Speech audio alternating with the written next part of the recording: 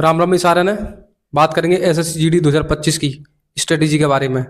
क्या क्या स्ट्रेटेजी रहेगी और कैसे कैसे मैं सभी स्ट्रेटेजी लिख के लाया हूँ ये आपकी।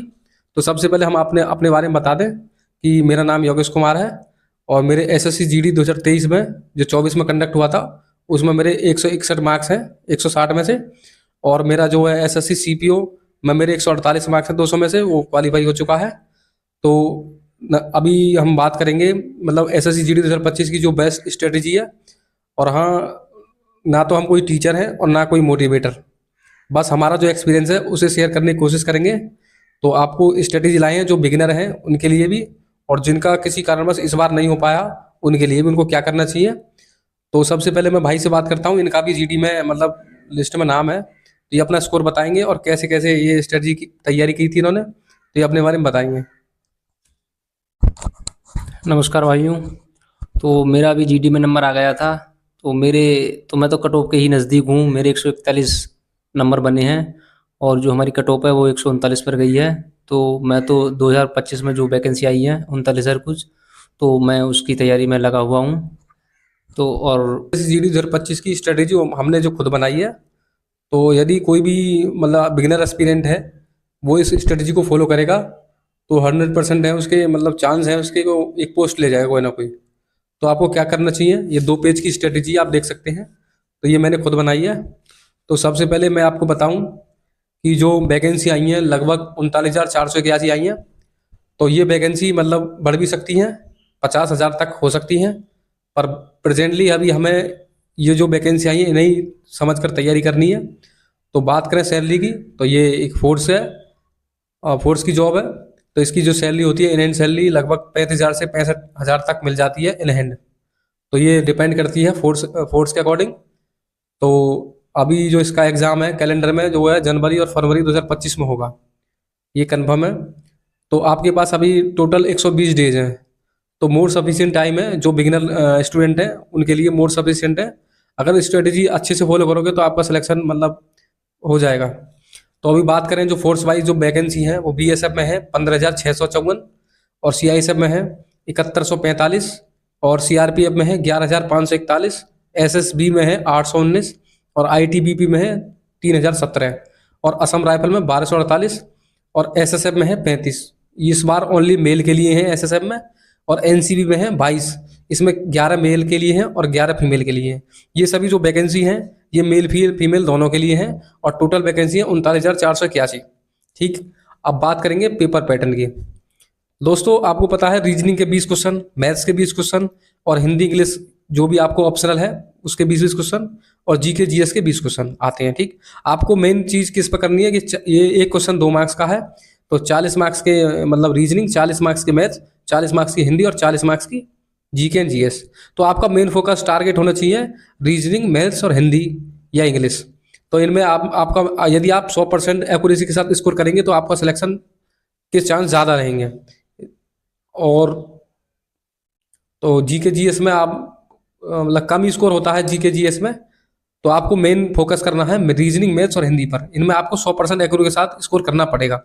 तो आपको करना क्या है, कोर्स की बात करें, जो मतलब जो कुछ एस्पिरेंट होते हैं जिनका कोर्स कंप्लीट है, जो इस बार किसी कारणवश उनका सिलेक्शन नहीं हो पाया, लिस्ट में नाम नहीं आ पाया, उनको क्या करना है, और जिनका जो 50% कोर्स हो चुका है या अभी बिगिनर है तो उनको क्या करना है। सबसे पहले जो बिगिनर हैं जिनका कोर्स या 50% हुआ उनको क्या करना है, जिनका कोर्स नहीं हुआ उनको नवंबर 2024 तक किसी भी हर हालत में आपको कोर्स कंप्लीट करना है। उसके बाद आपको मॉक टेस्ट लगाने हैं, 2 मॉक टेस्ट डेली, और उनका मतलब रिवीजन करना है अच्छे से और एनालिसिस, तो आपका मतलब स्कोर अच्छा होगा। तो बात करें अभी कंप्लीट, जिसका मतलब कंप्लीट कोर्स हो चुका है उसको क्या करना है, उसको प्रीवियस ईयर क्वेश्चंस पर फोकस करना है, और उसको क्या करना है 2 पीवाई की मॉक डेली लगाने हैं टेक्स्ट बुक पर। यदि मतलब और उसको मैथ्स मान लो जो मतलब एस्पिरेंट हैं 15 से 16 मैथ्स में आराम से कर देते क्वेश्चन, तो और जो 4-5 क्वेश्चन है वो ठीक ठाक लेवल के क्वेश्चन हैं। तो आपको मैथ्स में क्या करना है, जो गगन प्रताप सर हैं या आदित्य रंजन सर हैं या एनी टीचर हैं, उनके जो बेस्ट क्वेश्चन है पीवाईक्यू, चाहे वो सीजीएल के हों, सीपीओ के हों, या सीएचएसएल के हों, एमटीएस के हों, या दिल्ली पुलिस के हों, तो आपको या जीडी के हों, तो अर्थमेटिक के आपको सभी के सभी क्वेश्चंस लगाने हैं और छोड़ना कुछ नहीं है। तो अभी आपके पास बहुत टाइम है, क्योंकि आपका कोर्स भी कंप्लीट है और आप किसी एक दो नंबर से रहे हैं, तो इस बार आपका हो जाएगा। और बात करें रीजनिंग की, तो रीजनिंग में जिसका कोर्स कंप्लीट हो गया है, जिसने रीजनिंग मतलब कंप्लीट कर लिया या करना चाहता है, किसी टॉपिक में अटकता है, तो बलराम सर हैं एक यूट्यूब पर, तो उनके PYQ कराते हैं। वो CHSL का हो या CGL हो, आपको सबकी रीजनिंग लगानी है, सबकी रीजनिंग एक सी है। और यदि आपकी स्पीड नहीं आती रीजनिंग में, तो आप टेक्स्ट बुक पर PYQ सेक्शनल डेली लगा सकते हैं, तो उससे आपकी स्पीड इंक्रीज होगी। अब बात करें हिंदी की, तो हिंदी में जो हमने पढ़ी थी, हमने तो आदित्य पब्लिकेशन बुक पढ़ी थी, और आप जो भी चाहें एनी अदर बुक पढ़ सकते हैं। वैसे आदित्य पब्लिकेशन बेस्ट है, क्योंकि GD की जो हिंदी आती है वो बुकें भी आती है सब, तो आपको बुकें रखनी पड़ेगी, तो हिंदी में हो जाएगा। यदि आप टीचर से पढ़ना चाहते हैं तो नवीन सर हैं, विवेक सर हैं, और भी टीचर हैं, तो आप पढ़ सकते हैं। और हिंदी में हमने जो किया था, हमारे जो 40 में 40 आए थे, हमने टेक्स्ट बुक पर जो PYQ हैं सेक्शनल 19 के, 21 के और 22 के और 23 के सभी लगा दिए थे, तो उससे मतलब हमें अच्छा खासा एक्सपीरियंस हो गया था हिंदी का। तो अब बात करेंगे GK GS की। जो GK GS की जो अहम रोल रहा इस बार 2023 में GK GS का, तो जिसने भी GK में अच्छे स्कोर किया उसका स्कोर अच्छा चला गया। तो आप यदि आप बिगिनर हैं, यदि आपने GK GS नहीं पढ़ी है, तो आपको करना क्या, मैराथन पढ़नी है। 12-12 घंटे की, 20-20 घंटे की जो मैराथन है, हिस्ट्री हो, पॉलिटी की हो, जियोग्राफी की हो, वो पढ़नी है। और आपको स्टडी GK कहाँ से करनी है, आपको स्टडी GK करनी है परमार सर, एक यूट्यूब चैनल है, वो स्टडी GK बहुत अच्छी कराते हैं, वहाँ से कर सकते हैं आप। मैंने तो वहीं से की थी, आप जो भी चाहें कर सकते हैं किसी भी टीचर से। तो यदि आपका मतलब आपने पढ़ ली है GK, तो आप ल्यूसेंट पढ़ सकते हैं टॉपिक वाइज, और पिनेकल तो आपको जरूर लगानी है PYQ, क्योंकि SSC में स्टैटिक GK का बहुत अहम रोल है।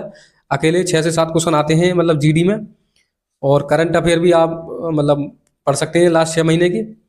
और अब मोक की बात करें, मोक में आपको क्या करना है, टेक्स्ट बुक पर PYQ मोक लगाने हैं आपको, मेन फोकस आपको PYQ पर होना चाहिए लास्ट के दिनों में।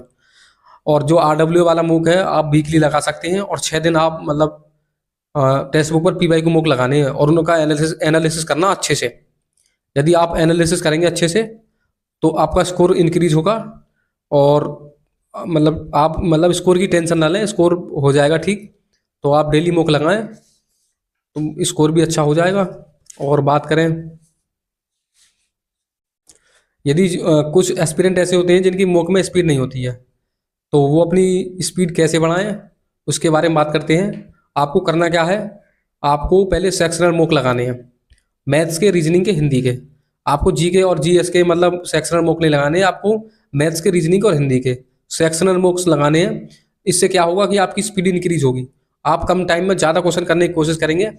और कुछ एस्पिरेंट ऐसे हैं जो आराम से 14-15 क्वेश्चन करते हैं, 4-5 क्वेश्चन पे मतलब अटक जाते हैं। तो आपको करना क्या है, जो क्वेश्चन आप 14-15 करते हैं उनको आपको कम टाइम में करना पड़ेगा, जिससे आप जो थोड़ा अच्छा क्वेश्चन है आप उसको टाइम दे सकें, तो अच्छे से सॉल्व कर सकें। तो बात करें टारगेट स्कोर की, तो टारगेट स्कोर इनसे पूछेंगे कि कितना टारगेट इस बार होना चाहिए स्कोर। तो बताइए आपका इस बार टारगेट स्कोर कितना होना चाहिए। तो आपके जो स्कोर है करीबन 150 करीब होना चाहिए, क्योंकि मेरा जो 141 था, तो मुश्किल है मेरा हो जाए फाइनल, क्योंकि मैं भी 2025 की वैकेंसी के उसमें लगा हुआ हूँ। तो जो मेरा जो टारगेट है वो मेरा टारगेट है 150, और मुझ पर NCC का भी सर्टिफिकेट है, तो 4.8 नंबर उसके मिल जाएंगे। तो इसलिए मैंने अपना जो टारगेट है 150 बना रखा है। और मैं तो जो PYQ हुए हैं मैथ, रीजनिंग और GK 19 के और 22-23 के जो हूँ उनको लगा रहा हूँ पूरे को। अभी इनका जो स्कोर है, इन्होंने RW पर मोक लगाया था, तो अभी इनका स्कोर आया था 125। तो मतलब टेस्ट थोड़ा टफ था वो, उसमें उनकी परसेंटाइल थी, इनकी 99 पॉइंट कुछ की परसेंटाइल थी, अच्छा स्कोर था इनका परसेंटाइल के हिसाब से। तो इनकी अंडर 200 रैंक थी, लगभग 40,000 बंदों ने वो लगाया था, मोक टेस्ट लगाया था। तो इनकी तैयारी सही चल रही है इस बार। तो और टारगेट स्कोर इन्होंने बताया, भाई ने अपने अपनी मतलब अपना ओपिनियन दिया। तो आपको SSF और या NCB चाहिए, तो आपको 150 प्लस का स्कोर करना पड़ेगा, ठीक। और एनी अदर पोस्ट है तो आपको 145 प्लस आपको स्कोर करना है। 145 आपका टारगेट होना चाहिए, तो नॉर्मलाइजेशन भी हो जाता है तो 140 पर। तो स्पेशली उनके लिए है यूपी, हरियाणा, राजस्थान और बिहार जो राज्य के एस्पिरेंट हैं, उनके लिए विशेषकर आपको 140 प्लस तो स्कोर करना है हर हाल में। और जो रही बात कट ऑफ की, तो PYQ से तुलना नहीं कर सकते, प्रीवियस ईयर से तुलना नहीं कर सकते। ये कट ऑफ डिपेंड करती है कि लेवल कैसा है एग्ज़ाम का। जैसा एग्ज़ाम का लेवल ऐसी कट ऑफ। तो पिछली बार क्या हुआ था, एग्ज़ाम का लेवल है जी तो कट ऑफ आई, और नॉर्मलाइजेशन भी था। तो कट ऑफ अभी अभी आप टेंशन ना लें कट ऑफ की, आप अपना 100% दें और अपनी तैयारी में लगे रहें।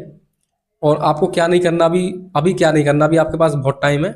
आप बहुत ज़्यादा पेन नहीं लेना आपको। जो भी आपके मार्क्स आ रहे हैं मॉक में, उन पर रिलाई करना है और ईमानदारी से मेहनत करनी है।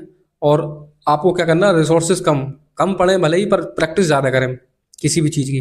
तो मूक लगाकर छोड़ना नहीं है, उसका एनालिसिस करना अच्छे से, ठीक।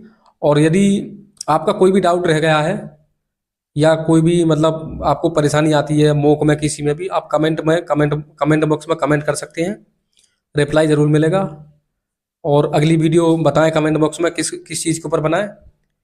और अभी हमारा भी जो फिजिकल, हम भी फिजिकल में लगे हुए हैं दोनों, तो हमारे एडमिट कार्ड आ चुके हैं। तो आप कमेंट बॉक्स में बताएं किस टॉपिक के ऊपर वीडियो बनाएं, तो आपको उसके ऊपर वीडियो मिलेगी, हेल्प करेंगे आपकी। जय हिंद दोस्तों।